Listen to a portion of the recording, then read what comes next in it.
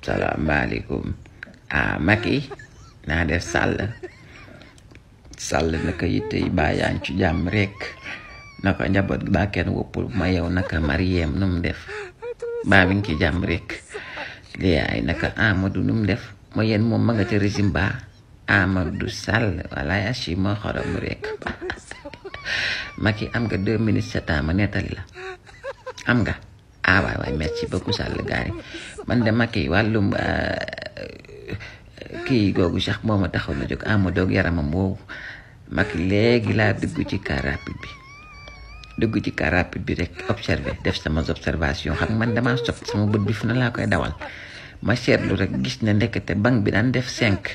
te bu njëkk nga xam ne 4 la daan def 5e personne bi faaw mu xuloo dooga dugg xam ngay max banque boobu laa fekk ñu def fa 6 personnes wallaay achim banque bi mu defee 6 personnes ma ne waaye yéen man sama curiosité xam man damaa curieux bi ma curieux nga xam ne sopp laa def ma laaj apprenti ma ne ko waaye yow apprenti yéen seen banque bii daan def 4 personnes lu tax ngeen def ci 6 personnes léegi mu ne ma yow de nekkoo ci réew mi xanaa ma ne ko nga ni ma ne ma wallaay achim banque bi léegi 6 personnes lañ ciy def parce que réew mi ñëpp a jeex mu ne ma nit ñi lekkatuñu naanatu ñëpp a jeex ñëpp a ràgg moo tax banque bi léegi 6 lay jël tam 7e personne tax mën naa dugg mën a ko laay la réewu Macky Sall mi de yàqu na kon réew mi léegi de kenn amul di yanke de gëj naa koo gis man wallaay Achim gëj naa gis di yanke gone goo ci romb rek na ko yow ban marque nit nga mun a la taay fiin wallaay Achim réew maa ngi mel ne tulleeg man la ci ay taay fiin fees dal ki taay fiin rek léegi ñi ci xaw a rëyeeku si lëf day fonde la ñuy naan wala ñuy utiliser produit yi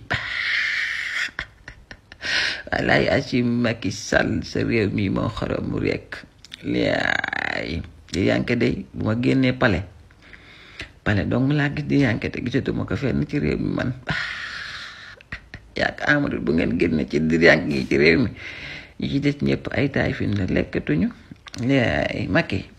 wallaay Achim yaa xorom rek